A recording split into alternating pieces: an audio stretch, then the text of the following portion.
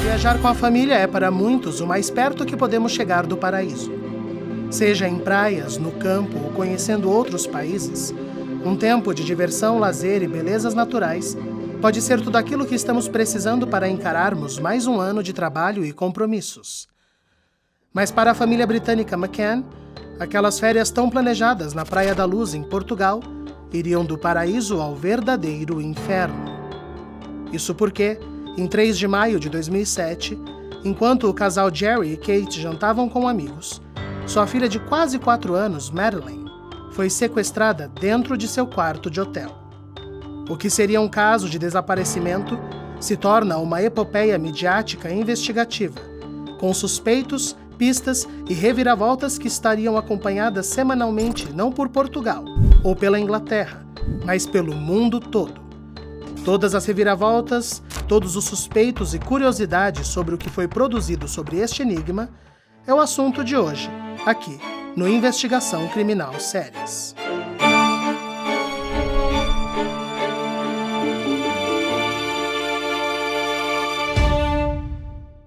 Madeleine ficou muito conhecida para quem era vivo e acompanhava os noticiários ali do meio de 2007. Madeleine, filha de um casal de britânicos, o Jerry e a Kate McCann. Mas a gente conhece a história dessa família a partir de 2007 porque os McCann decidem passar as férias numa praia chamada Praia da Luz, que fica em Algarve, Portugal, que é uma praia que, em Portugal, ela tem o apelido de a Pequena Inglaterra, porque é muito frequentada por turistas ingleses, o que acaba se tornando uma espécie de retiro para os ingleses, porque é um espaço litorâneo. Vamos lembrar que ali na Europa existe muito litoral, mas muito litoral frio, né? E Portugal é conhecido por um litoral mais agradável, e por ser um ambiente em que tem muitos turistas ingleses, você tem muitas pessoas falando inglês. Então, por isso, muitas famílias britânicas acabam recorrendo à Praia da Luz como seu refúgio de férias.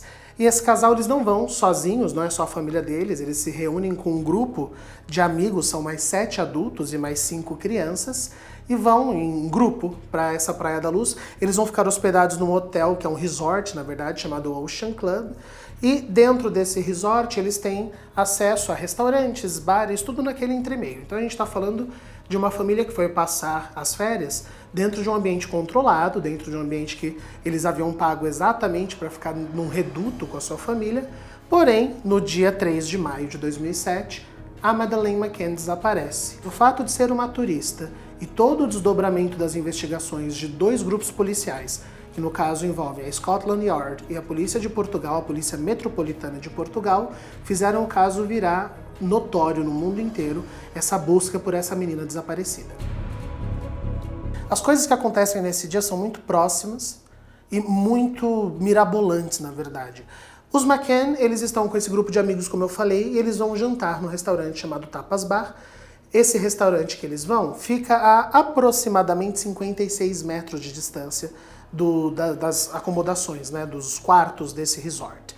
E como é que eles fazem? Eles se organizam para fazer um tipo de rodízio, de check-up, para que cada casal, uma vez saísse para checar os filhos de todos eles, né?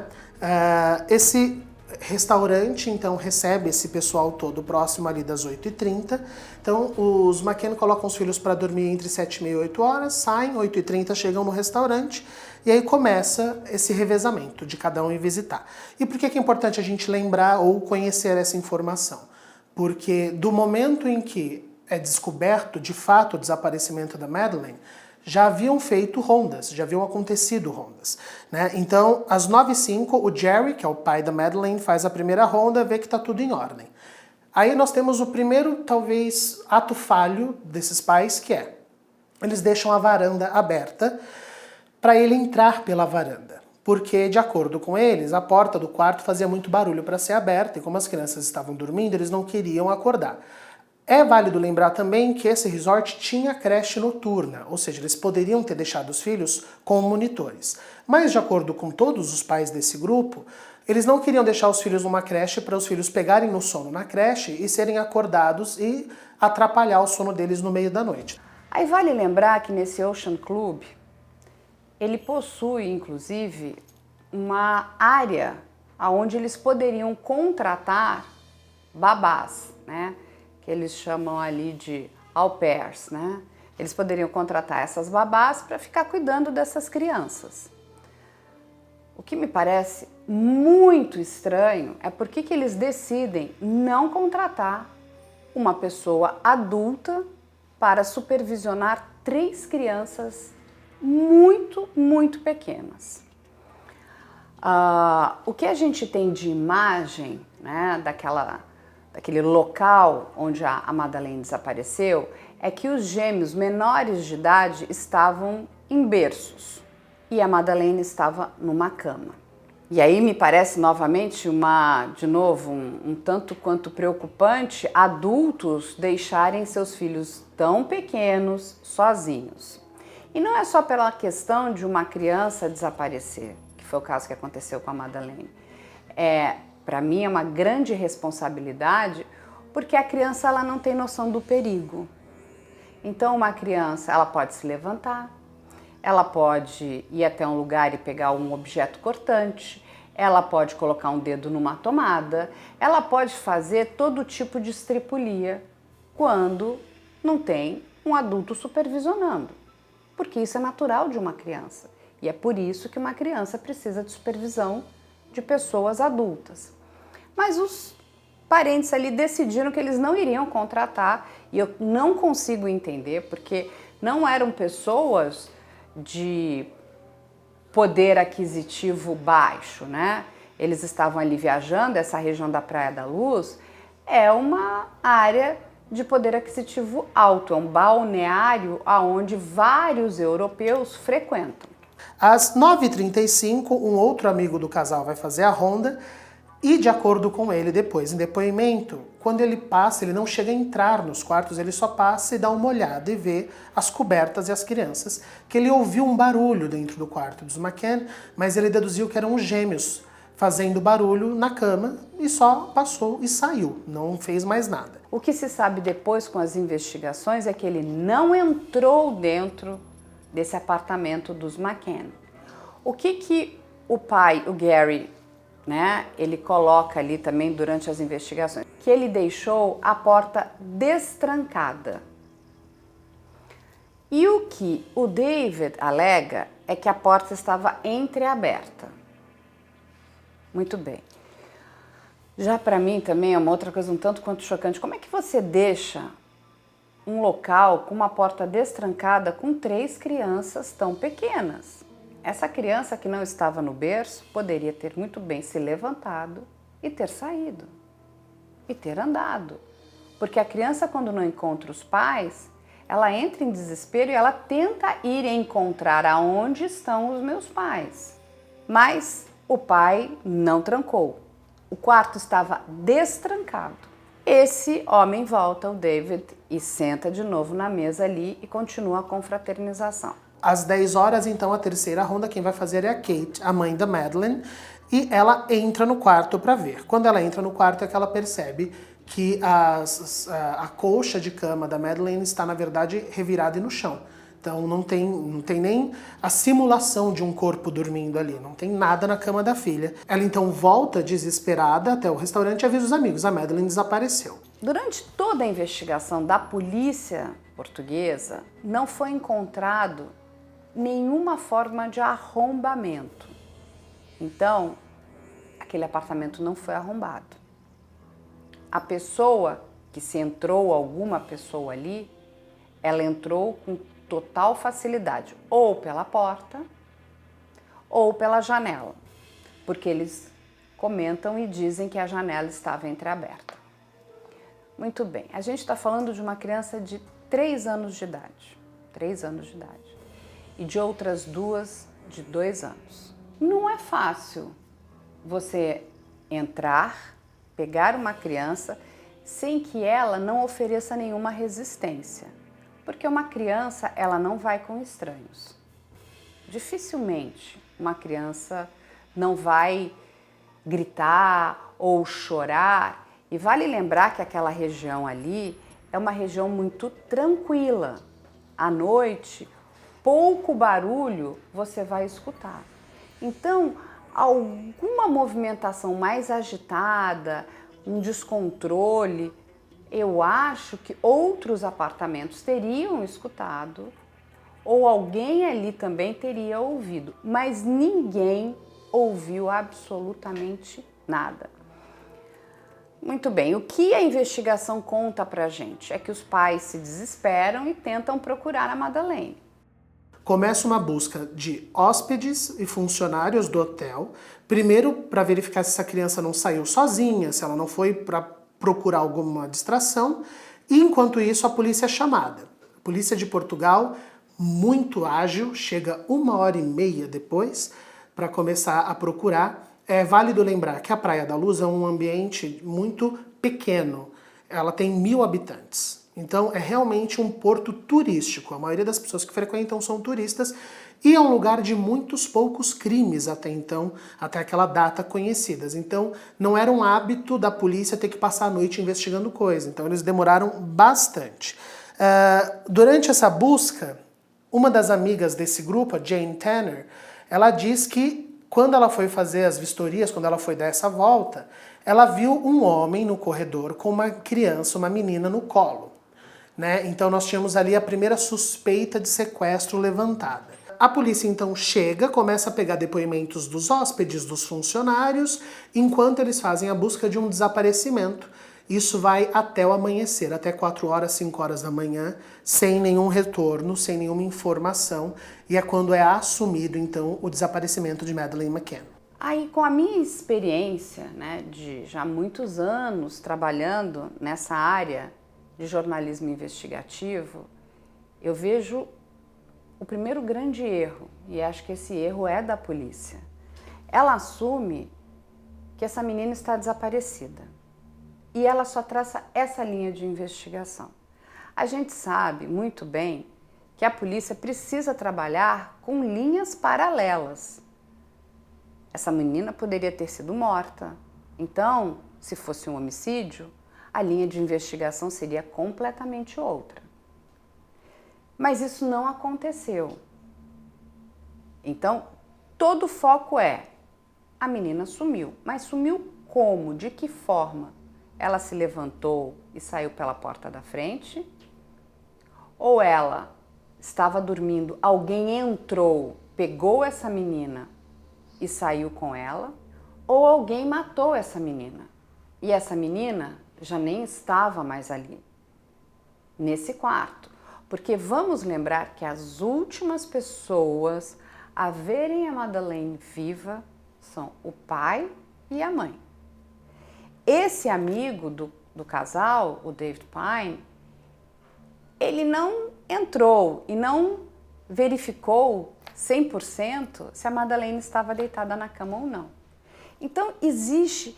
O caso Madeleine é um grande quebra-cabeça com peças muito mal montadas. Né? Então a polícia portuguesa entrou, assumiu que essa menina estava desaparecida e começaram as buscas. Foram longas e longas buscas, mas nada foi encontrado. E nenhuma outra linha de investigação foi verificada. Tem um dado que é muito relevante, que foi passado pela polícia portuguesa. Quando eles chegam no apartamento dos McCann, nesse Ocean Club, as duas crianças dormiam profundamente. O que é um tanto estranho, porque ali aconteceu uma movimentação muito grande e eles informam que aqueles bebês não acordavam. Eu tenho que dizer também que quando eu recebi essa informação, quando eu li essa informação, eu também achei um tanto quanto estranho, porque qualquer coisa acorda uma criança, né? A criança se agita, eles acenderam as luzes e as crianças não acordavam. Aí vale lembrar que a mãe da Madeleine, ela é uma anestesista e o pai é um cardiologista. Ambos são médicos. Durante muito tempo, né, a linha de investigação trouxe a seguinte informação: possivelmente os pais deram algo para essas crianças, um xarope, para que eles dormissem. Então também foi aventado que a Madeleine poderia ter recebido uma dose, talvez um pouco excessiva desse medicamento, e ter morrido. Mas essa linha de investigação, ela logo foi cancelada. Mas, de novo, essa é uma pecinha desse quebra-cabeça um tanto quanto estranha, porque isso não veio de um policial, mas isso veio de vários policiais que estavam naquela cena do crime, né, daquela cena de desaparecimento, e que trouxeram essa informação. Quando a Kate vai dar o seu depoimento para a polícia, ela conta que na noite anterior, isso é um fator que nem todo mundo sabe, os gêmeos estavam dormindo com a Madeleine no quarto, e a gente não está falando de um quarto de hotel, a gente está falando, na verdade, de pequenos apartamentos que você tem sala, cozinha, então as crianças no quarto e os pais estavam na sala. E eles ouviram os gêmeos chorando, um barulho, mas que um barulho passou rápido. E que no dia seguinte a Madeleine perguntou por que o pai tinha ido lá assustar eles, sendo que o Jerry não tinha ido no quarto. Só que o casal, neste momento, achou que era sonho, que ela tinha tido um pesadelo, e depois do desaparecimento é que a Kate acredita, na verdade ela defende até hoje, que ela acha que o sequestrador entrou uma noite anterior, na verdade, e que foi o choro dos gêmeos que fez ele se assustar e sair. Né? E essa informação é dada durante essa primeira investigação da polícia. Quando é dado o desaparecimento no dia seguinte, os McCann vão então ao jornal português para fazer o primeiro depoimento. Todos os depoimentos dos McCann nesse momento a gente encontra na internet porque o caso foi avidamente divulgado. Né? Então eles vão pedir para quem pegou devolver, oferecem até uma quantia em dinheiro. Vamos lembrar que a família McCann era uma família de médicos, eles tinham um certo conforto financeiro e nós tínhamos também o grupo de amigos deles ali amparando toda essa busca e essa oferta de resgate, vamos dizer assim. Vamos lembrar que a Madeleine desapareceu dia 3. A polícia só vai colocar pedidos de busca em aeroportos e fronteiras no dia 5. Então demora-se um tempo que, honestamente, é um tempo que, quando a gente está falando de desaparecimento de crianças, é crucial. Porque você avisar fronteiras e aeroportos do caso, 2 dias depois, você deu mais do que tempo de um possível sequestrador levar essa criança. Mas eles foram, informaram fronteiras e aeroportos, deram os dados da criança, né, e começou a aparecer a Madeleine em fotos em todos os jornais nacionais. Como alguns dos hóspedes haviam falado, não foi só a Jane, mas alguns hóspedes falaram que tinham visto de fato um homem com uma criança nos braços. Né? Tem até um fato curioso, que alguns dizem que ele segurava a criança em posição, que lá em Portugal chama-se posição de berço, que é quando a gente segura a criança assim.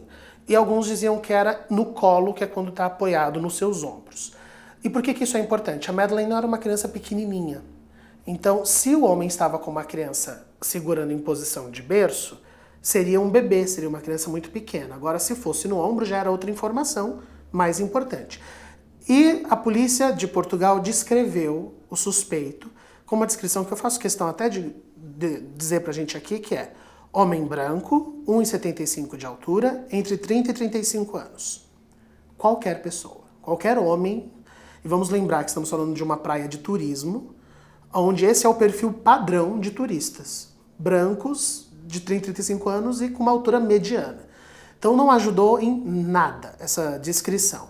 Né? E por isso, no final dessa mesma semana, no dia 12, os McCann voltam ao jornal desesperados, porque a gente está falando, lembrando, do dia 3 ao dia 12. A gente já tem aí praticamente 10 dias do desaparecimento dessa menina, né? E a polícia segue investigando um sequestro. Eles deixam claro que eles não estão procurando um corpo, mas uma menina viva em Portugal, embora já estavam acontecendo buscas nos terrenos em volta desse resort. Existem não somente descampados, mas a famosa vegetação litorânea, aquelas pequenas matas que ficam em volta das praias, e eles estavam procurando enquanto faziam isso. E aqui nesse dia, os McCann falam uma informação que quem acompanhou o caso na época, eu tenho certeza que lembra disso, que é a famosa marca de nascença. A Madeleine McCann tinha uma manchinha em um dos olhos, né? Ela tinha olhos claros, mas ela tinha uma manchinha preta dentro de um dos olhos, e que os pais deixam muito claro isso para ajudar alguém que visse uma criança com essa exata característica, porque até então o que nós todos sabíamos ao redor do mundo era assumir uma menininha loira de 3 anos, do olho azul, só. A mancha no olho venha a ser uma informação mais circunstancial. E por que eu estou citando isso? Porque a polícia ficou muito brava com os pais terem dado essa informação, porque, segundo eles, aquilo mais atrapalhava do que ajudava, no sentido de que um potencial sequestrador que estivesse com essa criança viva, agora que todo mundo saberia identificá-la, ele não teria coragem de estar com ela em público. Então, a probabilidade da Madeleine ser morta era muito maior agora que ela era conhecida pelo mundo inteiro. Você quer ser membro do nosso canal? Confira agora os níveis disponíveis para vocês. Lembrando que você pode evoluir sempre. Nível Prata. Além de emojis e selos exclusivos, você terá acesso a cenas extras, vídeos só para membros e conteúdo antecipado. E também terá direito de vir conhecer nosso estúdio e acompanhar pessoalmente uma gravação. Nível Ouro. Você terá direito a todos os benefícios do nível Prata, mais acesso a entrevistas ao vivo pelo YouTube, prioridade na fila para visitar nosso estúdio e brindes a cada 6 meses de assinatura. Nível Platina. Além de tudo isso que já falamos, você sempre terá suas perguntas respondidas durante o programa e seu nome citado em agradecimento. Incrível, né? Sendo membro, você também ajuda o nosso canal a continuar sendo independente e trazendo informações de qualidade para vocês. Já escolha o seu nível e venha participar do nosso time. Dentro das investigações da polícia nessa mesma época, em maio ainda, algumas pessoas falam de um homem estranho ser visto na Praia da Luz, stalkeando, ou seja, espionando escondido algumas famílias, né? Algumas outras pessoas falam também de um indivíduo que era visto circulando ali, e aí a polícia de Portugal faz um retrato digitalmente simulado dessa pessoa, um retrato falado, que é divulgado como se fosse então esse potencial stalker que pode estar sequestrando crianças naquela região. E outra coisa que a polícia faz é pedir para todos os turistas daquela época, que estavam na Praia da Luz naquela semana, enviar as fotos de suas férias. Isso porque eles imaginavam que eles poderiam encontrar essa figura em alguma das fotos, mas o ato não funciona, apesar de... É importante a gente saber que a colaboração dos turistas e dos habitantes da região foi imensa. Eles fizeram tudo o que era um pedido. A polícia recebeu mais de 5.000 fotos de turistas, mas não encontrou nenhum perfil identificável nessas fotos.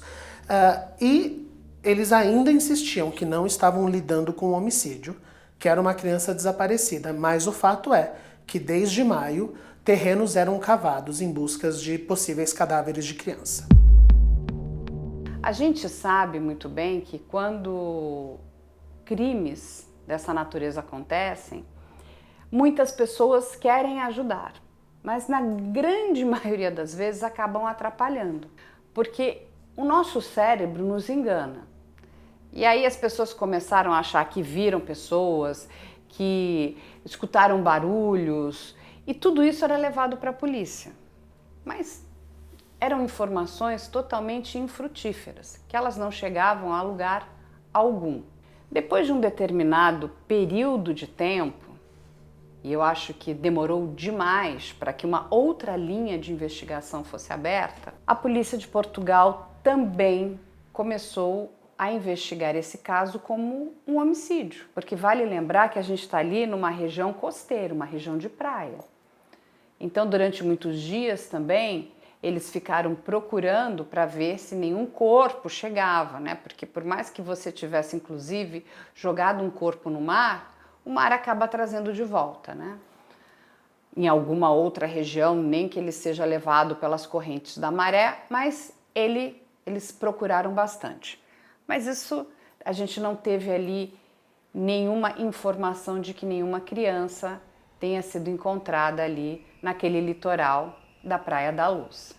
Quando a gente chega um mês depois, então lembrando, 3 de maio foi quando aconteceu, em junho nós temos o primeiro relatório público da polícia, tá? Que na época o crime estava sendo investigado pelo senhor Gonçalo Amaral, e o detetive deixa claro que eles tinham uma dificuldade gigantesca, porque o quarto não foi isolado após o crime.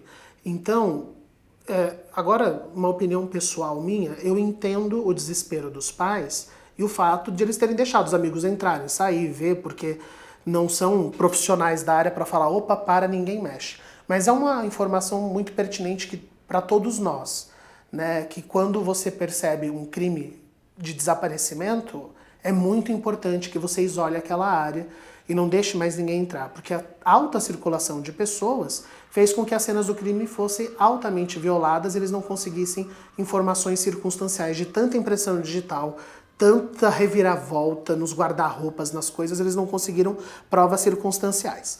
Dados 50 dias do desaparecimento, os McCann fazem uma ação social para lembrar.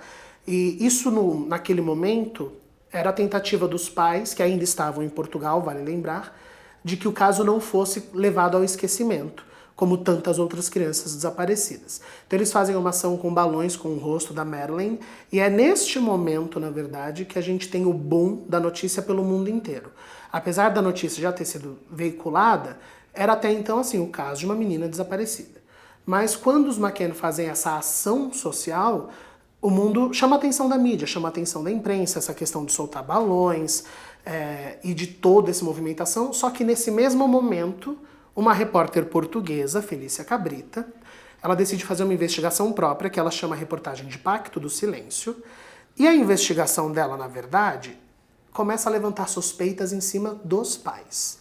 A Felícia Cabrita levanta uma pesquisa onde ela, por exemplo, ela vai no restaurante que eles ficaram e ela pede para sentar na mesma mesa que eles ficaram. De acordo com os McCann no depoimento, eles tinham pedido uma mesa que desse para ver os quartos de onde eles estavam. E de acordo com a repórter, não existe essa mesa, não tem local nenhum do restaurante onde você conseguisse ver os quartos. Ela consegue contestar também todo o relatório de horários, dessas rondas de quem saiu quando, que o tempo que você leva, essa distância de 56 metros e dar a volta e voltar, não batia com o que eles tinham falado. Enfim, o que ela faz é colocar uma pulga na orelha do mundo inteiro com essa nova possibilidade que é: será que os próprios pais desapareceram com a filha e estão transformando num caso de sequestro? Então a gente tem, em 50 dias de desaparecimento da Madeleine, essa nova suspeita.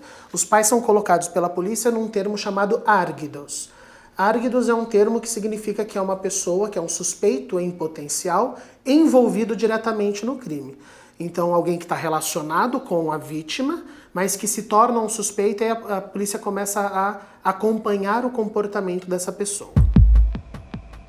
Em julho, o casal McCann decide pedir ajuda à polícia britânica. A gente está falando de um casal de turistas, vale lembrar, e uma criança britânica desaparecida. E como a polícia portuguesa estava indo muito bem na investigação, e eu estou sendo irônico, eles estavam sendo muito incompetentes, a polícia britânica decide entrar no caso e auxiliar, e na verdade esse auxílio se torna eles tomando conta do caso e vindo com uma investigação mais pericial. E a polícia de Portugal vai dando apoio ali para eles. Quando eu falo investigação pericial é porque a primeira coisa que eles buscam fazer é a busca por DNA. Os McCann tinham um carro alugado por uma empresa e eles pegam esse carro para fazer busca de resíduos de DNA e encontram, primeiro com cachorros, eles vêm com cães farejadores. E aí, para quem não conhece a prática do K9, né, do cão farejador, cada cão é treinado para identificar algo. Então tem o cão que identifica drogas, tem o cão que identifica sangue, tem o cão que identifica marcas. Então eles levaram um cão na região do desaparecimento para identificar odores, né, e um para identificar sangue. Esse que vai identificar sangue, ele aponta para o porta-malas do carro que foi alugado. E a polícia busca qualquer tipo de resquício de sangue. Eles encontram uma amostra muito pequena de um fluido, que de tão pequena nem dá para dizer se é sangue ou saliva, por exemplo. E quando feito o exame de DNA, é apontado que bate em 80% com o DNA da Madeleine, DNA esse que eles tinham de fios de cabelo da menina na escova. E aí muitas pessoas na época, e aí a gente também tem que lembrar que a informação que nós temos como sociedade de estudo de DNA é muito pequena. Né? Eu sou de uma geração, por exemplo, que não tinha o DNA e quando apareceu o exame de DNA, a gente achava que era sempre definitivo. Né? Mas quando você fala que é 80% do DNA, você está basicamente falando, olha, é uma mulher branca, né? Provavelmente caucasiana loira. Mas não diz se é adulto ou criança, não tem. Você pode até indicar, no caso deles, que pode ser de descendência inglesa, mas até aí é um carro alugado e eram 25 dias depois. Podia ser o DNA da própria mãe, podia ser o DNA de uma outra turista, lembrando, a Praia da Luz era altamente frequentada por ingleses. Então não é uma prova circunstancial essa busca que eles fizeram, mas voltamos ao burburinho os McCann mataram a filha, porque aí a gente vai entrar com o senhor Gonçalo Amaral, o investigador de Portugal, que decidiu por A mais B que eram os pais os assassinos, né? E de acordo com a teoria do Gonçalo, provavelmente a Kate pegou a filha, foi brigar com a filha, porque a filha estava aprontando e matou sem querer a própria filha, simulou o sequestro, guardou a criança no porta-mala e se livrou, quando pôde, do corpo dela. Lembrando que se essa teoria fosse realmente válida, os McCann ficaram sob vigilância constante da polícia desde o momento do sequestro. Então, teoricamente, esse corpo teria ficado 25 dias num porta-mala, né? Então não teria só um pequeno fluido, um pequeno resquício, ia estar uma cena de crime, né? Então, pode ser que eles conseguiram se livrar do corpo no mesmo dia? Pode, mas aí a gente também está falando de duas pessoas que teriam sumido da vista dos amigos por um tempo. E aí a gente entraria com a possibilidade do grupo de amigos estar ajudando como testemunhas. Então, e por que eu estou levantando isso para a gente conversar? Porque é um caso em que teorias são feitas o tempo inteiro, mas evidencialmente falando, para algo acontecer, teriam muitas pessoas mentindo junto e durante muito tempo. E num caso que vale lembrar, não é que ele ficou conhecido na Europa, não é que ele ficou famoso durante um tempo, o mundo inteiro falou desse caso por anos. Toda a investigação começa a recair em cima dos pais da Madeleine. Está errado? Não, não está. Porque quando você está investigando, e a gente sabe muito bem disso, tudo precisa ser muito investigado. E eu sempre parto do princípio que se você não cometeu nenhum crime ou não fez nada de errado, não há por que temer uma investigação. A gente viu isso no caso da Betty, que é o caso da Candy Montgomery. A família foi a primeira a ser colocada como suspeita daquele crime, mesmo eles morando em outra cidade. A polícia investiga e consegue retirar todas aquelas pessoas da linha do crime. Mas o mesmo precisava ser feito nesse caso da Madeleine. Vamos lembrar que a gente está falando de uma criança que ainda não tinha completado 4 anos. Quando 2 pais, 2 maiores de idade, 2 adultos, deixam 3 crianças sozinhas no apartamento, no mínimo isso é uma negligência muito grande. A gente também precisa fazer jus e entender como é que é a cabeça de um europeu, né? É bastante diferente da nossa cabeça, né? Que nós temos aqui uma linhagem, né, latina, né? Então, assim, talvez para nós brasileiros, nós jamais deixaríamos que isso acontecesse. Eu me lembro muito bem naquela época, a minha filha mais nova nasceu em 2004, ela tinha praticamente a mesma idade da Madeleine. Quando eu escutei essa notícia, eu fiquei um tanto quanto horrorizada. Como que 2 adultos deixam 3 crianças sozinhas, não é? Eu entendo que você também quer se divertir com a sua esposa, com seu marido, mas, gente, se você saiu com crianças tão pequenas, ou você vai contratar alguém que olhe essas crianças, ou você vai fazer uma combinação com seu marido e diz, olha, você vai primeiro, fica um pouco com os amigos, depois você volta, eu vou um pouco, e é assim que é a vida. Porque ter filhos é muito legal, mas também tem o seu ônus. Você não pode deixar 3 crianças tão pequenas sozinhas. Então, no mínimo, esses pais são negligentes. E aí, muito se falou na imprensa naquela época, e eles inclusive usaram isso como defesa, dizendo que isso é muito comum. Gente, isso não é verdade. Não é comum que crianças pequenas fiquem sozinhas na Europa. Mesmo nos países onde a criminalidade é baixíssima. Vamos colocar aí Dinamarca, Noruega, a Suécia. Não, isso não é comum. Isso não é comum. E não é comum não em questões de crimes, mas em questões que você está, de novo, expondo crianças tão pequenas a perigos que a gente não consegue nem imaginar, não é? Porque, enfim, uma criança pode cair uma escada, ela pode se machucar, ela pode pegar uma faca, ela pode pegar algo, quebrar e se machucar. Enfim, olha, os riscos são enormes. enormes. Entende? Então, essa conversa me incomodou muito naquela época. Porque isso é negligência, você largar crianças pequenas, sozinhas. Elas não têm condição de ficarem sozinhas. Não estou dizendo que eles sejam culpados do desaparecimento da filha. Mas eles são ali uma peça nessa quebra-cabeça bastante peculiar. Já conhece a loja do canal Operação Policial? O único lugar onde você encontra os produtos oficiais com as marcas das nossas séries. Temos canecas, cadernos de diferentes tipos e tamanhos, canetas e muito mais. Não vai esperar para começar a sua coleção, vai? Em agosto, né, a gente está aí a 100 dias do desaparecimento, a polícia então decide... E por que é importante a gente entender isso? Porque o foco da investigação policial muda quando você assume a possibilidade de uma criança morta. Né? A gente está falando, quando a gente fala de possibilidade, os recursos investidos e quanto dinheiro se pede para investigar aquilo. Quando você está investigando um desaparecimento, é uma equipe. Quando você investiga um desaparecimento e um possível homicídio, aumenta os custos dessa investigação e os envolvidos. Então, por isso, a polícia de Portugal esperou um tempo para definir que poderia ser homicídio. Mais uma vez, na minha opinião, uma incompetência da polícia esperar esse tempo todo.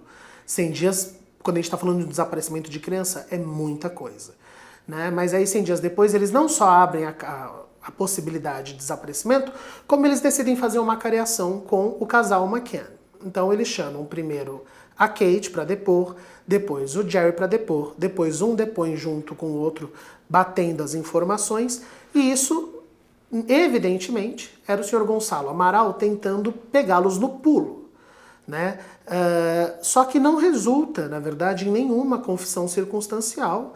Os depoimentos dos dois mantêm-se os mesmos, e aí eles não têm como segurar aquele casal mais em Portugal, que acaba voltando em setembro para a Inglaterra. E essa volta é importante porque aí agora eles vão começar não mais a serem figuras públicas que ficam pressionando o governo português. Eles agora vão pressionar o próprio governo para que se tomem atitudes, afinal, como a gente comentou, era o desaparecimento de uma menina britânica.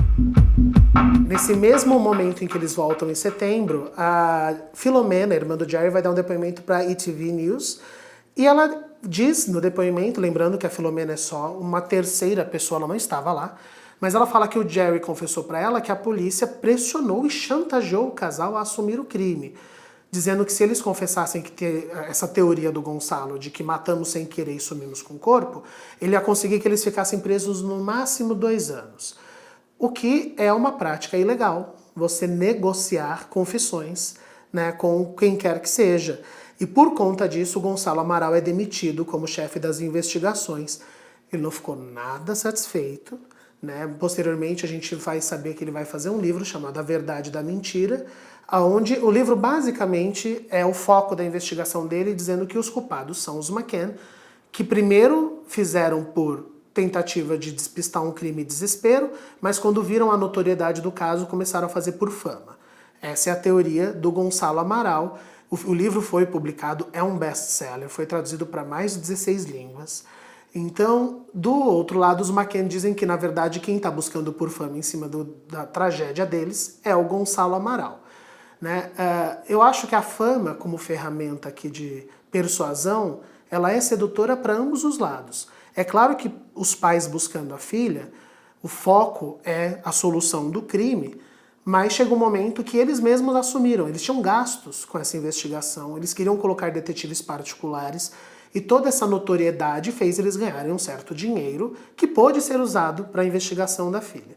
Né? E do lado do policial também, ele ficou famoso no mundo inteiro e ficou famoso teoricamente por uma incompetência, então ele quis provar, não sou incompetente, ainda tirou um bom dinheiro com isso. Conforme as investigações começaram a caminhar em cima da Kate, a família McCann resolve deixar Portugal. Porque eles alegaram que ficaram com medo de serem presos. Então eles deixariam para que pudessem, né, ter advogados, e eles voltam, né, para a Inglaterra, né, para se defender daquelas acusações que estavam sendo feitas por aquele chefe de polícia. E passam a trabalhar né, toda essa questão da investigação agora via o país de origem da Madeleine, que é a Inglaterra. E aí, quando isso acontece, um personagem bastante interessante entra nessa história. Porque vamos lembrar que a família McCann, ela vai para a imprensa, né? E ela começa a pedir ajuda da imprensa também. E naquelas primeiras horas, um jornal inglês já havia noticiado o desaparecimento da menina. Então, a mídia comprou essa história de forma muito rápida e muito veloz. Aí, um milionário chamado Brian Kennedy, da indústria do vidro, escuta aquela história toda, se comove e decide que ele vai ajudar, financiando, inclusive, investigações particulares.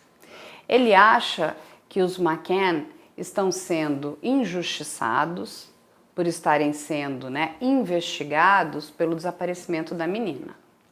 Ele acredita que essa menina esteja viva e ele resolve investir nessa investigação particular. Ele contrata uma agência de investigadores particulares bastante famosa na Espanha, a Método 3. E essa agência pega o caso, e vai se tornar ali, talvez acho que o maior caso que eles já tenham trabalhado, e começam a ajudar nas investigações. Eles ficam muito próximos, tanto do Brian quanto dos pais da Madeleine. E o investigador que toma a frente de tudo é o Julián Perimbanhas. Ele vai então começar a fazer uma investigação particular para descobrir o que aconteceu com a Madeleine. E aí tem uma coisa que é bastante importante. Apesar desse investigador não ter conseguido trazer à luz o que de fato aconteceu com a Madeleine, ele descobriu uma das maiores redes de pedofilia da Europa.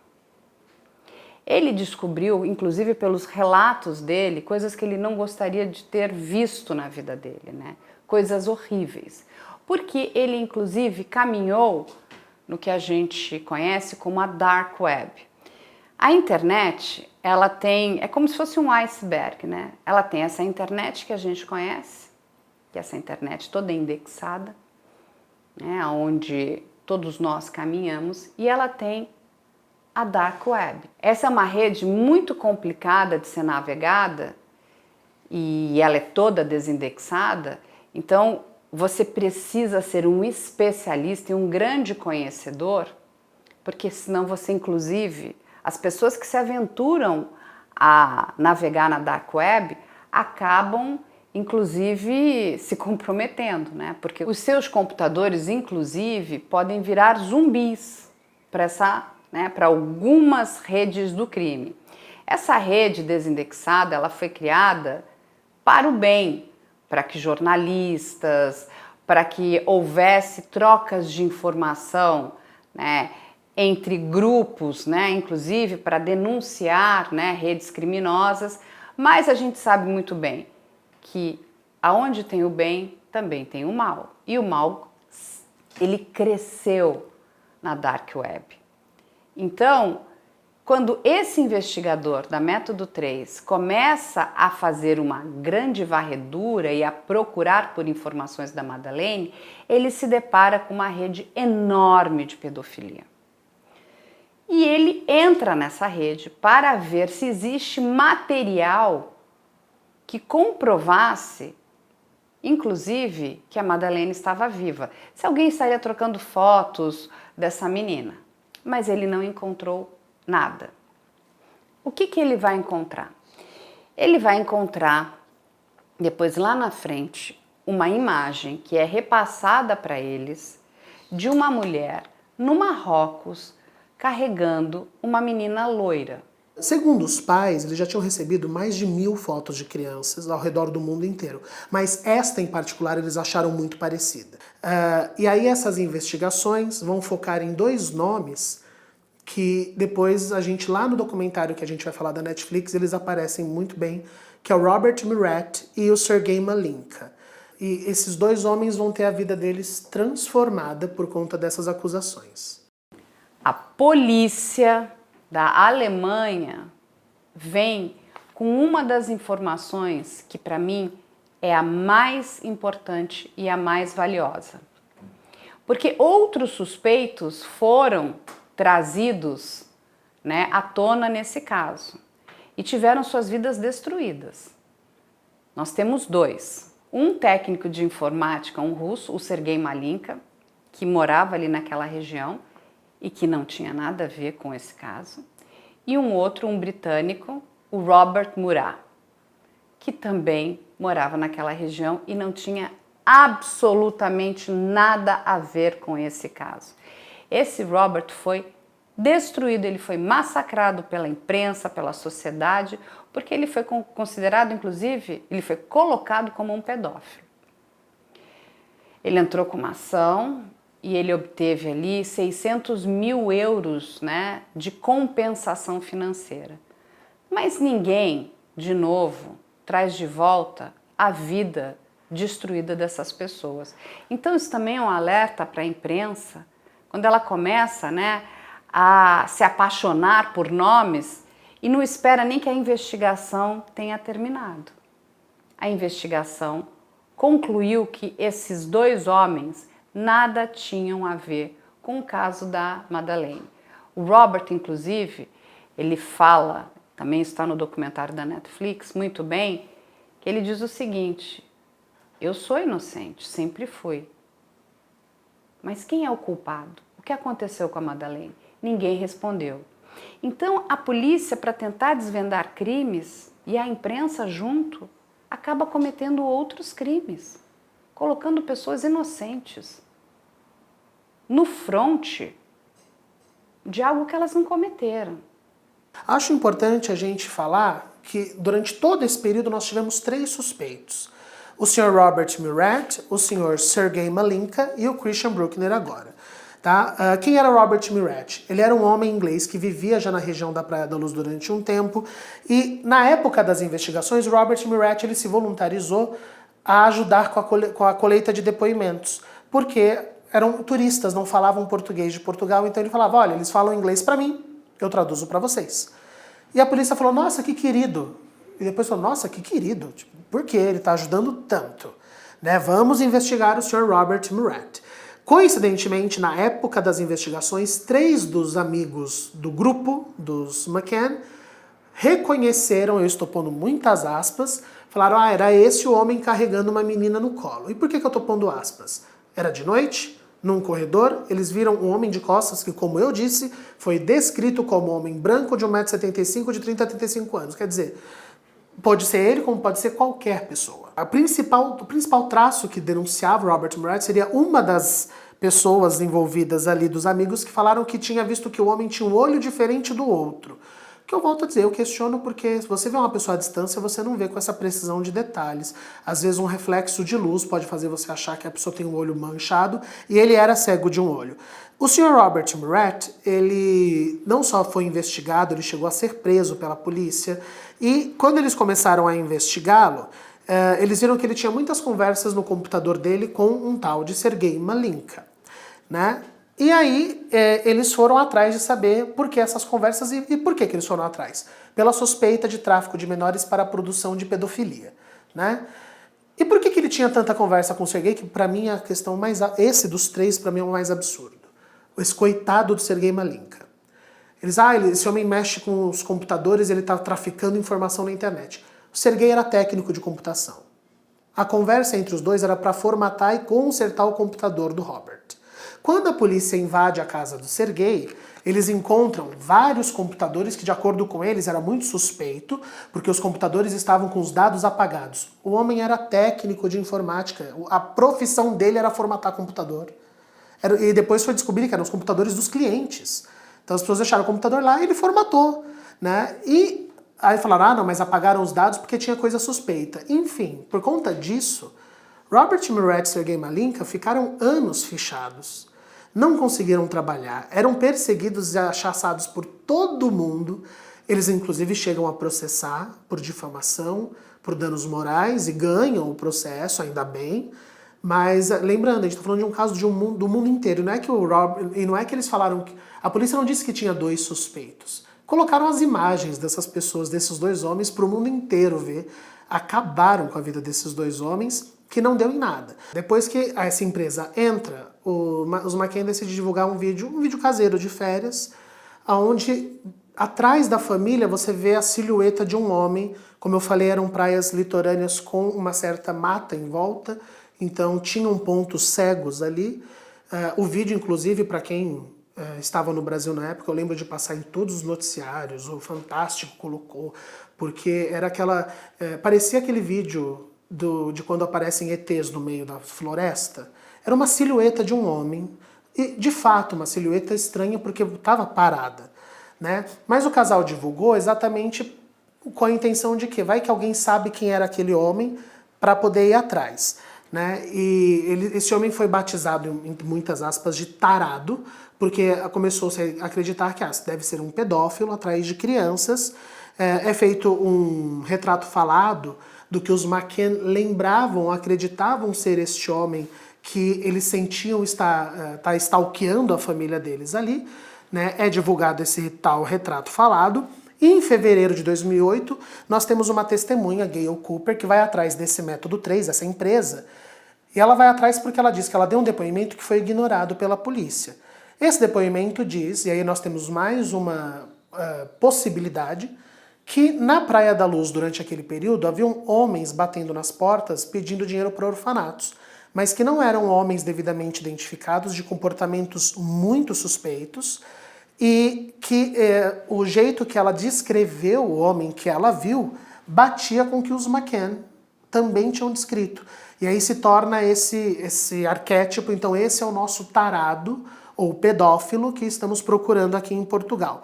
Outra testemunha na Praia da Luz também diz que não somente um homem com esse mesmo comportamento bateu na porta dela, como no dia seguinte ela chegou em casa e o homem estava dentro da casa dela brincando com a filha dela. E isso eu acho uma informação importante para a gente entender que não era uma empresa de orfanato fazendo o trabalho idôneo, correto deles. Era realmente homens de comportamento extremamente suspeito, focados em crianças. Quando a gente chega em abril, nós temos a polícia local portuguesa indo para a Inglaterra. Os ingleses já tinham vindo em Portugal. Eles vão para a Inglaterra, pedem ajuda da polícia do condado de Leicestershire, que é onde os McCann viviam. E por quê? Porque eles querem começar uma investigação mais profunda com os amigos, que foram batizados pela imprensa de os Tapas 7, que eram 7 amigos no restaurante Tapas, para que eles tentem resgatar mais memórias e começar a falar mais informações que eles vivenciaram no resort naquela data. A partir desse momento, nós temos uma atitude tanto da polícia portuguesa quanto da polícia britânica e desses grupos investigativos particulares que é muito curiosa, que eles começarem a dar esses depoimentos para a imprensa de estamos cada vez mais perto, já temos alguns nomes, já sabemos mais ou menos onde a Madeleine pode estar. E isso para a época foi algo muito confuso, porque se eles tinham essas informações, teoricamente eles não estariam em rede falando para a imprensa. A gente sabe muito bem até hoje, quem acompanha o canal aqui sabe, o quanto você tenta não falar informações durante um período investigativo. E aí você ter os próprios investigadores dando essa informação era muito estranho. Depois foi se descobrir que na verdade era uma estratégia deles para afugentar caso estivessem alguém sequestrando ainda a Madeleine, para dizer, olha, a gente sabe onde você está, é melhor... Porque eles falavam, a pessoa que está com ela, se a pessoa se entregar ainda essa semana, a pena dela vai ser altamente reduzida. Então era quase uma negociata, né? Aquela teoria não negocia com terroristas, eles não seguiram, eles começaram a negociar pela televisão. Acho que é uma tentativa desesperada, na verdade, de ter uma resolução para esse caso. Porque vamos lembrar, quanto mais tempo um caso fica em aberto, mais dinheiro público é investido na investigação desse caso. E no caso da Madeleine McCann, o dinheiro público de 2 países estava sendo investido. Até hoje, na verdade, você tem até os pais dela têm um site oficial, onde eles começam a criar retratos falados que são digitalmente simulados. É uma prática que a gente vê aqui também no Brasil, nós temos os registros de crianças desaparecidas brasileiras sempre com uma simulação. de como a criança estaria hoje. O primeiro da Madeleine é divulgado em 2009, no fim do ano, ali perto de novembro, que seria ela próxima aos 6 anos de idade. Depois a gente vai ter mais um retrato aos 9. Hoje você encontra um retrato dela até já adulta, né? E com realmente uma tentativa de, se ela estiver viva, alguém reconhecê-la em algum lugar. Muito bem. Volta aquela questão toda. Os McCanns estão ali procurando a filha, eles vão até o Papa Bento XVI, eles tentam tudo que eles podem, eles continuam na imprensa, mas ninguém dá nenhuma pista da Madeleine. Até que eles decidem contratar uma empresa que se chama Oakley, uma empresa que se dizia especializada em investigações. Eles contratam essa empresa do Kevin Halligan, agora por 300 mil euros, ou seja, uma quantia bastante superior à que eles tinham pago para Método 3. E o que acontece? De novo, uma grande frustração, porque esse Kevin era uma grande fraude. Ele não era investigador, ele não tinha conexão nenhuma, né? Porque ele dizia ter conexão com o FBI, enfim, com a Scotland Yard, com todas essas polícias, com todas essas inteligências de outros países, né? O MI5, com todas elas, né? Possivelmente até com a Mossad, né? Então, mas e agora?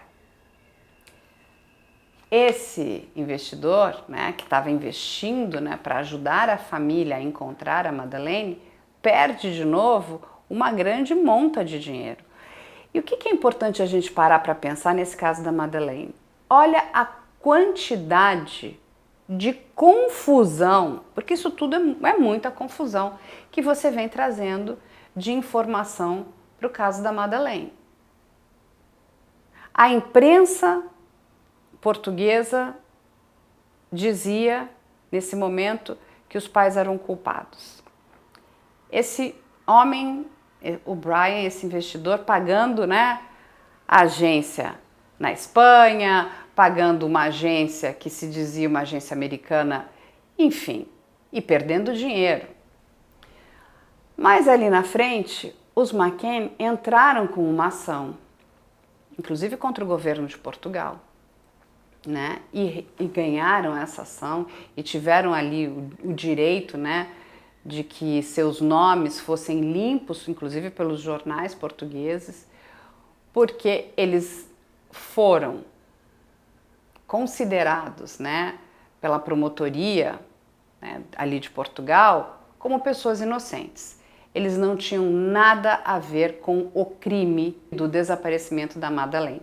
Eles contrataram um advogado muito bom, um advogado português ali em Portugal para defendê-los, e eles saem da linha de suspeitos e passam a ter direito a ter acesso a todo o processo, a toda a documentação levantada pela polícia de Portugal.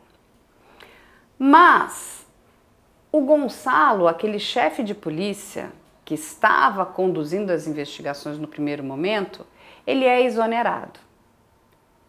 E ele não se conforma que os McCann tenham sido retirados da linha de suspeitos e resolve escrever num livro A Verdade da Mentira, aonde ele aponta os McCanns como os suspeitos do desaparecimento dessa menina. E ele acredita, inclusive, que essa menina não esteja viva. A família McCann também resolve processar, né, esse ex-chefe de polícia que estava ali cuidando do caso da filha deles, e eles perdem. Eles perdem e o Gonçalo tem o direito, sim, de lançar e relançar o livro. A única coisa que a justiça portuguesa o proíbe é de falar no nome dos McCanns em entrevistas durante 5 anos.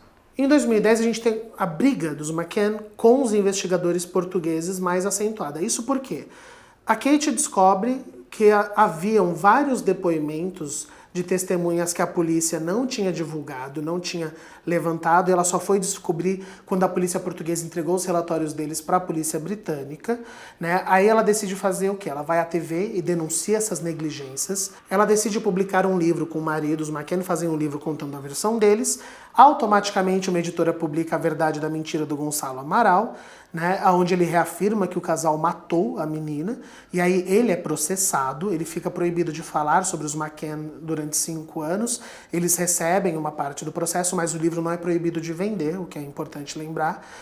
Ao mesmo tempo, os amigos, os Tapa Seven, eles acabam também processando a polícia por difamação e a imprensa, e aí a gente tem um montante ali de cerca de 375 mil dólares, que é o que eles recebem dessa indenização, e esse dinheiro eles utilizam para investir na investigação.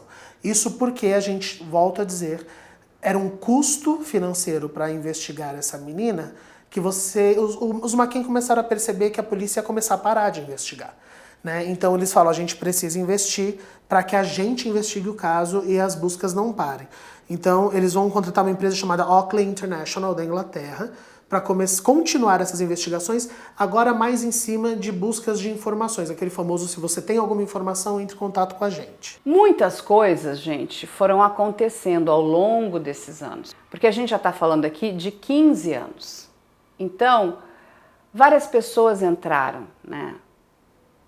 E saíram, trouxeram informação.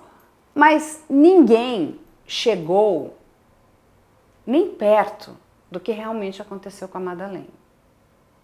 Ninguém chegou perto de como essa menina teria desaparecido. Se ela foi levada, se ela foi morta, porque não tem informação. Só mais lá na frente, uma pessoa resolve fazer um retrato falado que ela diz que viu alguém carregando uma menina no colo. Possivelmente a menina dormindo. Como é que ele sai com uma menina no colo dormindo? Porque quando você tira uma criança, ela acaba acordando. Como é que ela vai de forma passiva, sem se mexer, no colo de alguém? E tem uma coisa que sempre me deixou com uma pulga atrás da orelha. Vamos partir aqui do pressuposto que essa menina tenha sido levada por esse homem. Como é que ele sabia que a Madeleine estaria sem os pais naquele quarto? Ele não tinha essa informação, a não ser que ele estivesse muito perto ou que ele fosse parte de alguma conexão daquele grupo. Como é que aquela pessoa saberia que os pais estariam com os amigos em um bar e não no quarto com os filhos? Ele já estava de olho nessa menina há algum tempo? Ninguém percebeu nada? Ninguém viu nada? Ele já estava espreitando essa criança? Porque ninguém entra num quarto de hotel do nada e pega uma criança. Ele precisa saber que aquela criança está vazia. Ele precisa saber que aquela criança estava sozinha. Porque ele podia abrir a porta e ter um adulto ali dentro. Entende? Tem muitas informações desencontradas nesse caso.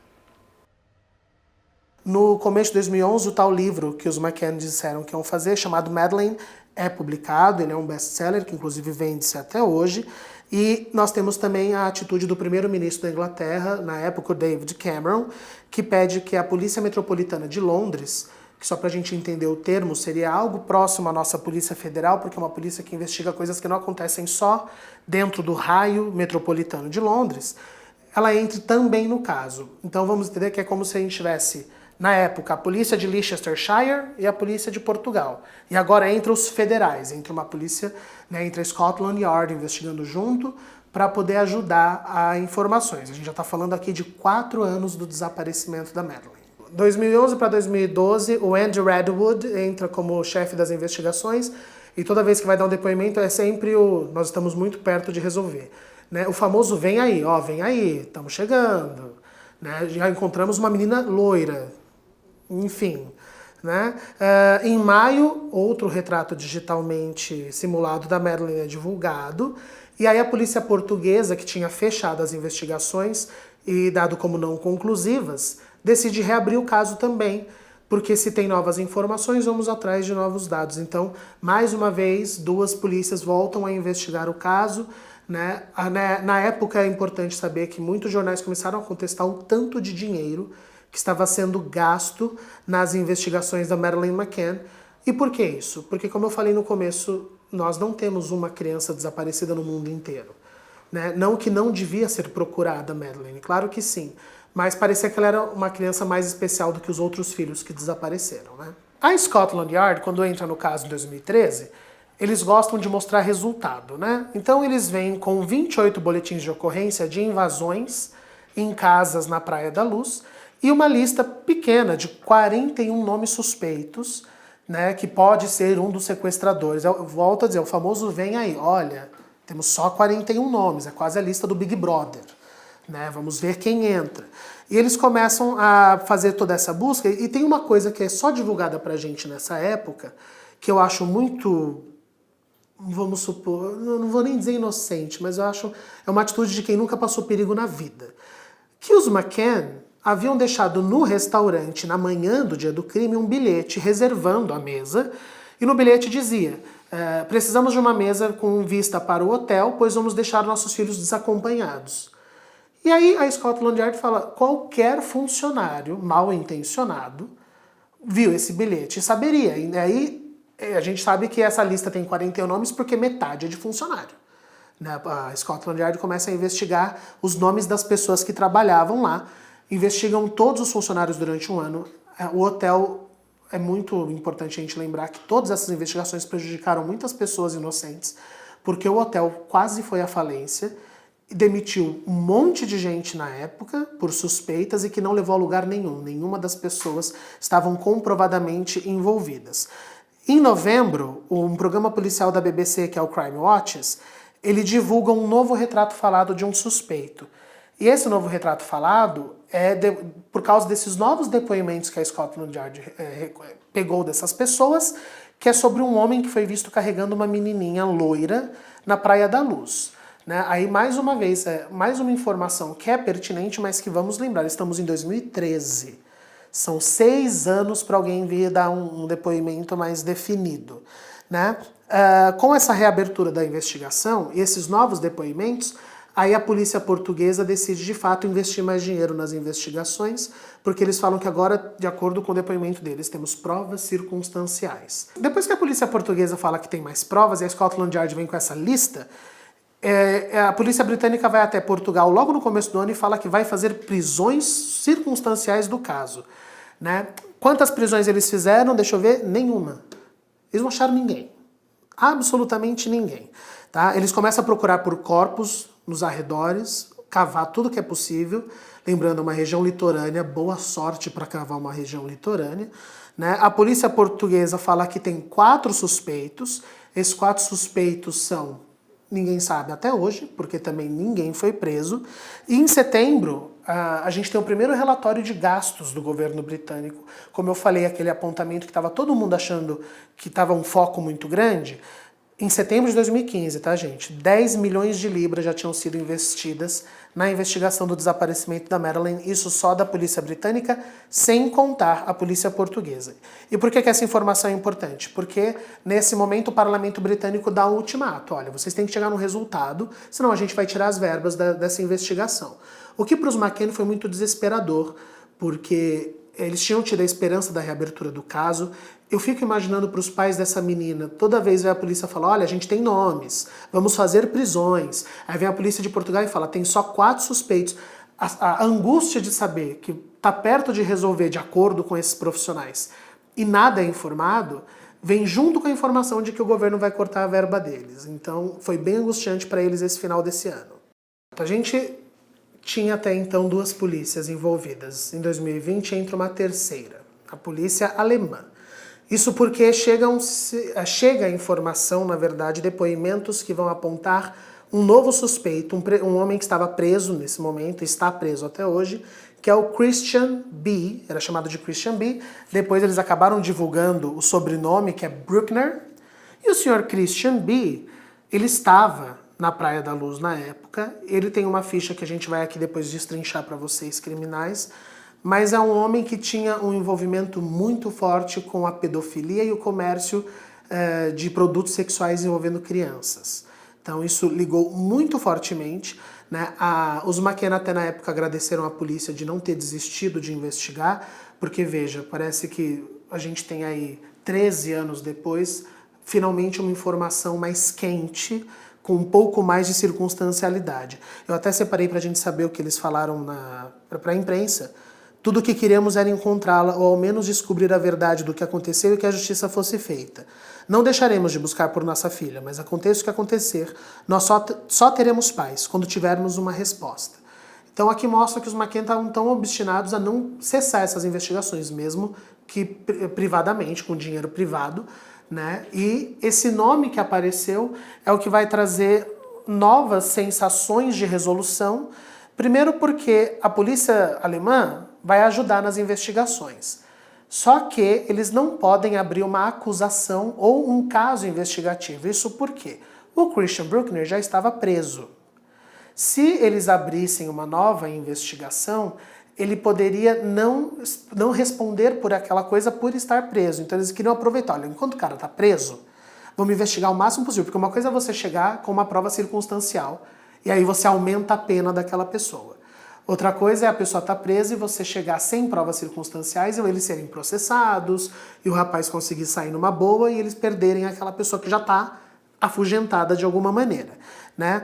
Quando eles vêm com essa informação do Christian Bruckner, eles receberam mais de 270 ligações e e-mails de pessoas que conheciam ou conviveram com o Sr. Bruckner, falando que acreditam sim que ele tenha sido, se não o responsável, um envolvido no desaparecimento de Madeleine McCann. Ele foi colocado no rol de suspeitos. E por quê? Porque ele agia e cometia crimes naquela região, ali da Praia da Luz, ali em Algarve. Inclusive, anos anteriores. E ele também é considerado um pedófilo, um predador de crianças. Ele possuía uma van na qual ele morava, e ele em algum momento, né, pelas características que uma das pessoas que foi colocada como informante, ela menciona características que são muito parecidas com as características físicas desse homem, desse Christian. O que acontece? Ele alega a inocência, que ele não tem nada a ver com o caso da Madeleine. Mas muitas coisas estranhas levam para ele, levam para este homem. O pai da ex-namorada do Christian conta que ele dizia que na van que ele possuía, ele conseguiria muito bem esconder uma criança num compartimento que ele tinha construído para a van. Que ele conseguiria esconder uma criança e inclusive drogas. Então, possivelmente, a Madeleine poderia estar escondida, né, estar ali dentro desse compartimento. É uma questão a ser investigada. Um dia depois do desaparecimento da Madeleine, ele também tinha um carro. Ele muda o registro do carro que estava no nome dele para o de um amigo. Ou seja, ele tinha um carro que ele muda um dia depois. Ele tem essa van que hoje ela se encontra num ferro velho e essa van está sendo analisada. Aonde eu quero chegar? É lógico que só achar não vale nada. A gente precisa provar, né? A polícia precisa provar que de fato ele é a pessoa que sequestrou a Madeleine. E aí ele deixaria de ser suspeito e passaria a ser réu nesse crime. E como a polícia pode fazer isso? E aí eu de fato espero que a polícia de Portugal tenha feito um bom trabalho e recolhido digitais, porque a pessoa que entrou no apartamento, ela deixou digital, ela deixou vestígios. E já naquela época, em 2007, nós já tínhamos ali tecnologia suficiente para DNA, de sangue, de pelos, cabelos, pele, de muitas coisas, sem mencionar a questão das digitais. Então, o que eu acho que está acontecendo agora, até porque essa investigação corre, nesse momento, bastante sigilosa, porque muitos erros foram cometidos, né? Muitas falsas informações foram passadas e a mídia repassou para frente.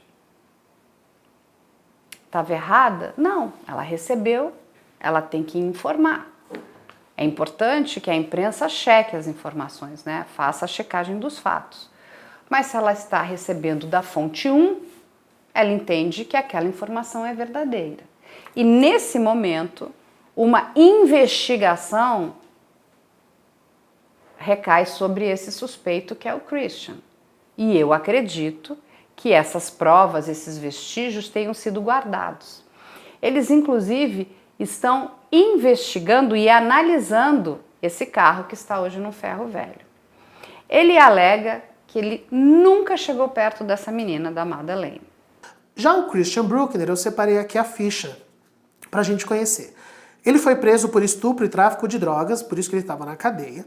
A namorada dele, como eu comentei, ela vem dar o depoimento para a polícia que na época do crime, ele tinha dito para ela que ele tinha um trabalho muito sujo para fazer na Praia da Luz, mas que melhoraria a vida dele. E no dia do desaparecimento, coincidentemente, o Christian Bruckner troca os documentos do carro dele colocando o nome de uma terceira pessoa. Ele faz uma ligação por telefone de 30 minutos, a 5 minutos de distância do hotel. Né, uma atitude por si só muito suspeita. Ele tem na ficha dele roubo e estupro, também tem na ficha dele o desaparecimento de uma garota de 16 anos chamada Carol Titsey e de um menino de 5 anos chamado René Raz, sendo que uma delas, a Carol Titsey, é na Alemanha e o René Raz é em Portugal. Tá? Em 2015, Inga Garrick desapareceu da Alemanha também, e a Inga estava na região que é em volta da casa dele. Ele também foi preso por bater e estuprar uma mulher de 72 anos em Portugal na mesma época e por venda de material pornográfico mais de 5 vezes. Para mim, na minha opinião, falta 2 setas e a placa, ele, né? Mas, é claro, a gente precisa de provas. Né? O que a polícia conseguiu de provas, entre aspas, aí até agora? Além de encontrar material pornográfico do próprio Christian, abusando sexualmente de crianças e as torturando, eles encontraram no trailer dele também roupas infantis, sendo que ele nunca teve filhos, né? E encontraram pendrives com várias informações desse comércio de pedofilia. Apesar disso, não tem nenhum material com fotos da Madeleine, não encontrou-se roupas que os McCann reconhecessem, a Madeleine desapareceu com pijaminha rosa, não estava lá, né? Mas você tem aí um nome que é fortemente indicado pelo histórico criminal dele. E aí tem algumas informações que são muito importantes, porque uma pessoa que inclusive foi presa, ela é uma testemunha que está sob proteção, ela foi presa numa rede de pedofilia e ela hoje está solta. Essa testemunha confirma que trocou pornografia infantil com o Christian. E existe uma outra testemunha, talvez essa seja a testemunha-chave, que confirma que numa noite, em um bar, o Christian conversa com ela e conta que sabe toda a história da Madeleine, que sabe como a Madeleine desapareceu. Essa testemunha também está sob proteção. Ou seja, essa é uma reviravolta, que é um grande twist nessa história da Madeleine. E ela me lembra muito o caso da família Gucci, que é quando um dos autores do crime, do Maurizio Gucci, resolve contar para um terceiro o que aconteceu. E é aí que o crime é desvendado. Vamos lembrar disso. É só assistir aí o episódio do Gucci que a gente conta tudo, como é que a polícia consegue chegar nos autores, inclusive na Patrizia Reggiani. Aqui é o que pode realmente acontecer? O Christian ter contado para essa pessoa o que aconteceu com a Madeleine. Infelizmente, a polícia da Alemanha não acredita que a menina Madeleine esteja viva. Muitos anos se passaram, esse homem está preso. Eles acreditam que essa menina em algum momento foi morta. Como ela foi morta, aonde ela foi morta e aonde estão os restos mortais, não se sabe. É lógico que agora é preciso um grande trabalho de policiais especializados, inclusive nessa área, né, da psicologia forense, para conseguir tirar essa informação desse suspeito, se de fato for ele que tenha sequestrado a Madeleine. O que eu acho mais bacana do documentário da Netflix é realmente a junção das informações, porque esse caso ele foi tão divulgado, mas de uma maneira tão espaçada, a gente está falando aí, né, de 13 anos de informação, que muito se perdeu do conhecimento popular em cima do caso, e o documentário da Netflix ele enxuta essas informações. Eles pegam mais de 40 testemunhas para depor. Entre essas testemunhas, não somente os amigos do casal ou as pessoas que trabalhavam no hotel, como também policiais. O próprio Gonçalo Amaral aparece no documentário. Só quem não aparece são os McCann, e eles deixaram claro por quê. Tá? Eles, quando foram entrevistados, falaram que não achava que um documentário nesse momento, só repetindo informações, ia ajudar a encontrar a filha deles, que na verdade só ia produzir dinheiro. Né? Então eles preferiram não aparecer, porém vale lembrar, eles não condenaram ou processaram a Netflix. Tá tudo em acordo, pode falar do que quiser, porque é um caso público, mas a gente não vai participar. O depoimento do Gonçalo Amaral, que eu acho interessante, porque é 13 anos depois, ele insiste que foi os McCann. Né? Teimosia é o sobrenome deste homem, que está insistindo até agora, que fala que tudo que eles fizeram foi para atrapalhar, e se fosse realmente uma atitude pensada, eles estavam mais afugentando a filha deles do que salvando elas. Então ele tem uma implicância. Tudo bem, muitas atitudes do casal eu concordo que poderiam ter atrapalhado, mas a gente tem que lembrar, mais uma vez, são pessoas que não têm conhecimento para dizer, isso atrapalha uma investigação, isso ajuda. São só dois pais tentando achar a filha, né? A série vai falar bastante da briga dessas duas polícias e da incompetência da investigação, especialmente da polícia portuguesa. Fala sobre a questão de que Portugal estava desesperado para fechar o caso, não para encontrar necessariamente a Madeleine, mas porque atrapalhou e muito o turismo litorâneo de Portugal nessa época. E realmente, assim, foi muito divulgado e as pessoas ficaram... A gente fala desse pânico que às vezes a imprensa cria em alguns lugares, e aconteceu com a região de Algarve, em Portugal. Mas o que eu acho mais bacana do documentário é a gente ter a voz do Robert Murat e do Sergei Malinka, desses dois inocentes investigados pela polícia. O Robert que só tentou ajudar e se lascou, e o Sergei que só estava fazendo um trabalho, consertando um computador, e teve a vida revirada. Apesar de eles terem recebido a indenização, fica muito nítido o quanto eles foram abalados psicologicamente e socialmente. E por isso que é muito importante, quando a gente fala que não pode sair divulgando suspeito, que tem que deixar a investigação privada, é porque a gente esquece que aquela pessoa que não cometeu o crime pode virar um algoz da situação, como foi no caso deles, né? E a Netflix levanta essa questão do porquê Madeleine McCann. Por que de tantas crianças sequestradas, desaparecidas no mundo, a gente está aqui falando dela 15 anos depois? E aí vem essa questão de a criança branca loira. A gente tem que lembrar que se a Madeleine não fosse uma turista britânica, uma loirinha do olho azul com carinha de princesa, ela só seria mais uma criança desaparecida. Como eu já citei, desaparece uma por dia em Portugal e uma a cada 2 minutos no mundo. Na época, isso também está na série, a própria polícia portuguesa confessa que haviam vários desaparecimentos de criança, mas que geralmente grupos de sequestro infantil ou para prática de tráfico infantil ou para pedofilia, eles focam em crianças de classe média e eles colocam de uma maneira muito grosseira crianças não muito bonitas. Porque isso não chama a atenção da polícia ou dos investigadores. E eles conseguem se livrar com mais facilidade. Que sequestrar uma criança rica, europeia e loira como a Madeleine McCann teria sido como se fosse um prêmio, no sentido de que ela seria uma criança mais cara do que as outras. E vamos ser honestos, pelo tamanho da proporção que esse caso teve, eles meio que provam que realmente ela tinha um valor mais alto do que todos os outros. Volto a dizer, não que não mereça ser investigado, mas não é que as outras também não merecessem esse mesmo carinho e atenção. A série mostra que um dos investigadores contratados pelos McCann depois foi descoberto que era um agiota, um vigarista com ficha policial, e vale lembrar que quando eles descobriram isso, eles não só encerraram as atividades, como o homem fugiu. E até hoje ninguém sabe onde ele foi parar. Era só alguém tirando dinheiro, aquela situação. Todo mundo sabia o tanto que eles estavam gastando, o desespero que estava, e ainda foi uma pessoa tirar dinheiro deles para fingir ser investigador. Só que o foco da Netflix em mostrar quem mais atrapalhou isso tudo foi a imprensa. Quando você tem uma imprensa que, a troco de audiência, a troco de conseguir prender as pessoas, divulga informações confidenciais, levanta um pânico e até linchamento social de envolvidos. Quando a imprensa coloca os pais como suspeito, ou seja, quando a imprensa se intromete numa investigação, você perde completamente a sua capacidade de manter aquilo com uma certa ordem e organização.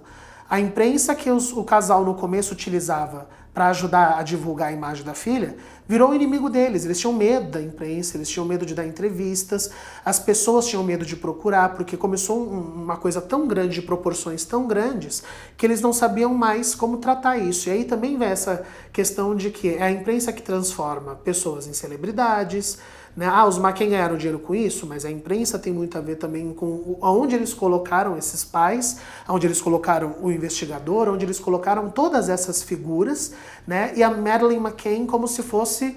eu lembro muito, não sei se o pessoal de casa já assistiu um filme chamado Filhos da Esperança, do Alfonso Cuarón, que tem uma criança que é a salvação do mundo e que todo mundo tem que proteger ela a todo custo. A Madeleine virou isso. Uma menina que talvez, se não fosse toda essa divulgação e esse pânico criado, vamos falar, se ela tivesse sido sequestrada e não morta, talvez devolvessem. Mas chegou um ponto que quem sequestrou não teria coragem de aparecer. Essa pessoa ia morrer, né? Então, realmente, a imprensa pesou muito a mão e virou um circo que não ajudou as investigações e só contribuiu, na verdade, para a Madeleine virar quase uma lenda urbana, o que é uma lástima, porque a gente está falando de uma vida. Para mim, sendo muito cético, eu acho sim que a Madeleine foi sequestrada para comércio sexual.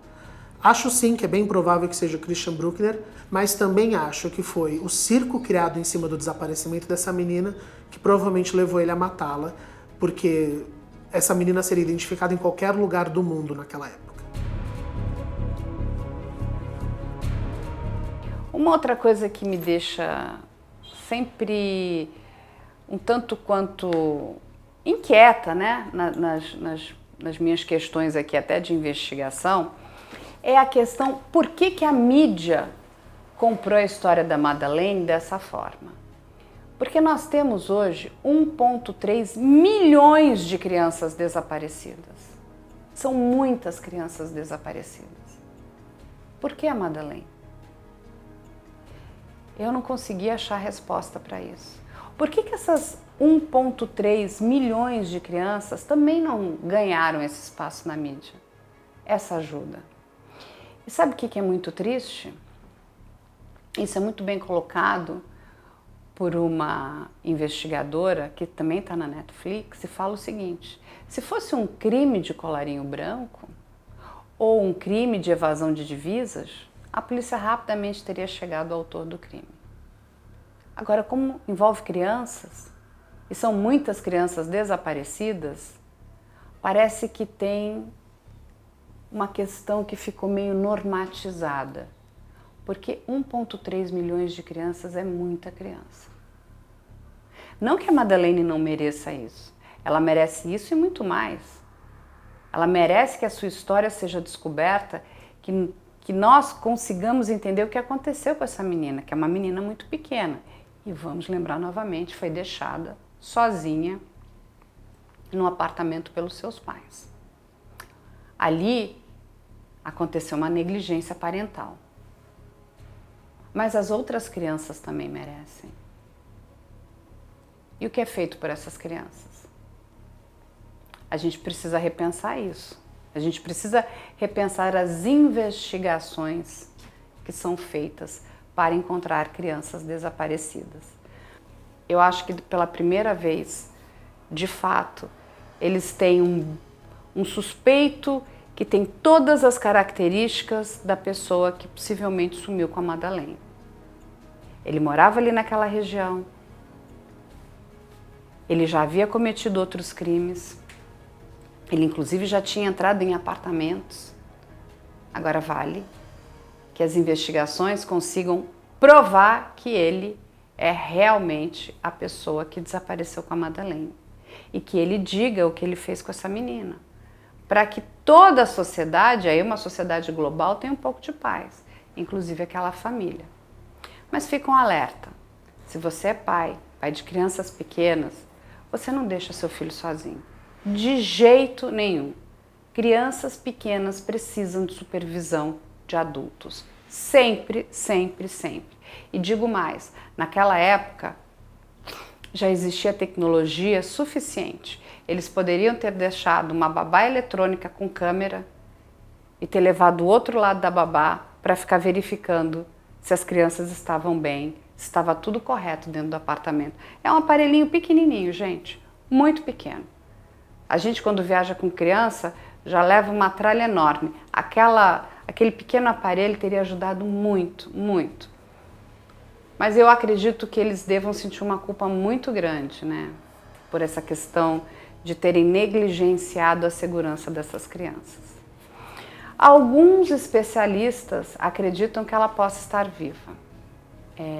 Eu tendo a acreditar na polícia hoje da Alemanha que isso seja muito difícil, até porque se de fato o suspeito, que hoje é o Christian, for considerado culpado,